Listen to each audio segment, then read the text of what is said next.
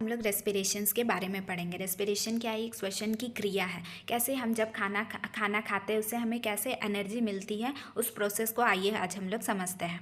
During breathing, जब भी हम लोग सांस लेते हैं, वी ब्रीथ इन एयर, हम लोग हवा में सांस लेते हैं। You know that air contain oxygen, हम लोग जानते हैं कि एयर में क्या प्रेजेंट होता है, oxygen. We breathe out air which is rich in carbon dioxide, जो भी हम लोग सांस छोड़ते हैं वो क्या होता है, कार्बन डाइऑक्साइड होता है। ठीक है, the air we breathe is in transported to all parts of the body, जो भी हम लोग सांस लेते हैं, जो एयर हम लोग सांस लेते हैं वह हमारे सारे बॉडी पार्ट्स में जाता है, and ultimately to each cells, और अल्टीमेटली वो सारे सेल्स में भी पहुंच जाता है। तो इन द सेल्स क्या होता है, oxygen in the air help क्या करता है, ब्रेक डाउन ऑफ फूड का। तो process of break down of food in the cells with the release of energy, it is called cellular respiration. क्या हो गया, सेलुलर रेस्पिरेशन। ये एक प्रोसेस है जिसमें खाना का ब्रेक डाउन होता है। किस में, कहाँ ब्रेक डाउन होता है, सेल्स में। क्या रिलीज करता है, with the release of energy, उसको क्या बोलते हैं हम लोग, सेलुलर रेस्पिरेशन बोलते हैं। Cellular respiration take place in the cells of all organism, ये सारे सेल्स सारे ऑर्गेनिज्म में होता है। ठीक है, in the cells the food broken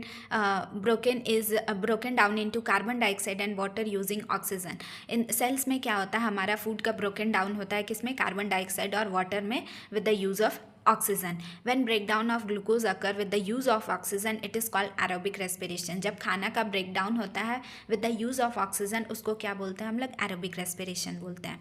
food can also be broken down without using oxygen, food का ब्रोकन डाउन होता है विदाउट ऑक्सीजन, उसको क्या बोलते हैं हम लोग, एनारोबिक रेस्पिरेशन बोलते हैं।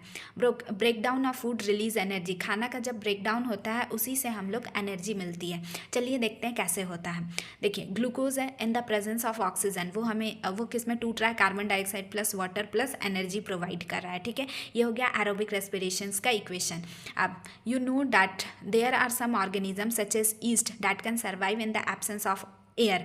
हम लोग ऐसा भी कुछ ऑर्गेनिज्म है जैसे कि ईस्ट, जो कि सर्वाइव करता है क्या, इन the absence of air, air के एब्सेंस में भी वो सर्वाइव कर सकता है। दे आर कॉल्ड एनारोब, उस तरह के ऑर्गेनिज्म को हम लोग क्या बोलते हैं, एनारोब बोलते हैं।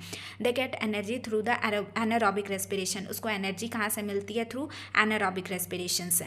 इन the absence of oxygen glucose broken down into alcohol and carbon dioxide as given below. ये देखिए, glucose in the absence of oxygen वो हमें क्या दे रहा है, alcohol plus carbon dioxide plus energy दे रहा है। ये अल्कोहल दे रहा है, तो इसीलिए इस इक्वेशन को समटाइम हम लोग अल्कोहलिक फर्मेंटेशंस रिएक्शंस भी बोलते हैं। और अल्कोहलिक फर्मेंटेशंस का यूज़ कहाँ होता है, बियर बनाने में, वाइन बनाने में, ब्रेड बनाने में भी इसका यूज़ होता है। ठीक है, तो ये हो गया एनारोबिक रेस्पिरेशंस का इक्वेशन।